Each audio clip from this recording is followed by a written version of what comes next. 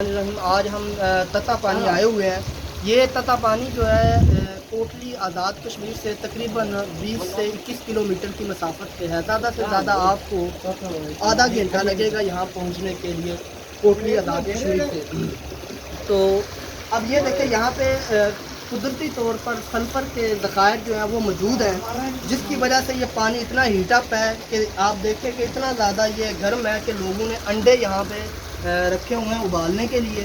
اور یہ مقام جو ہے مطلب آپ دیکھ سکتے ہیں کہ بالکل ساتھ دریا ہے اور دریا کا پانی بالکل ٹھنڈا ہے، لیکن یہاں جو یہ چشمہ ہے جو اس کی وجہ شہرت ہے، یہ تتا پانی ہے، گرم پانی کا چشمہ ہے۔ صرف ایک چشمہ نہیں ہے یہاں، مطلب زمین کے نیچے سطح زمین میں سلفر کے یعنی گندک کے بہت زیادہ ذخائر موجود ہیں، جس کی وجہ سے یہ پانی بہت زیادہ گرم ہے۔ اور کہا جاتا ہے کہ اس پانی کے اندر جو ہے گھٹنوں کے درد، گٹھیا یا مختلف قسم کی جو الرجی ہے یا خارش وغیرہ جس کو ہوتی ہے، اس کا قدرتی طور پر علاج بھی موجود ہے۔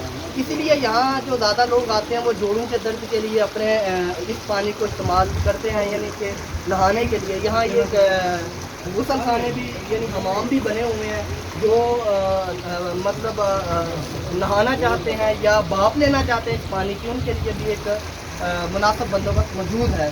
تو یہاں لوگ زیادہ اس لیے کرتے ہیں کہ جن کو جوڑوں کا درد ہو، گٹھیا یا جن کے جوڑ جو ہے پکڑے جا چکے ہوں، وہ یہاں پہ آتے ہیں اور اس پانی کا غسل کرتے ہیں یا اس پانی کا استعمال کرتے ہیں، جس کی وجہ سے وہ لوگ مطلب بہت سارے لوگوں کو شفا بھی ہوئی ہے۔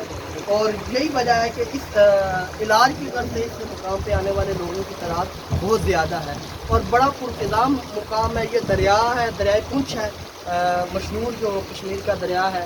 تو اس دریا کے بالکل کنارے پہ یہ چشمہ موجود ہے۔ آپ ضرور یہاں کا وزٹ کریں، آپ اس کو انجوائے کریں گے۔ شکریہ۔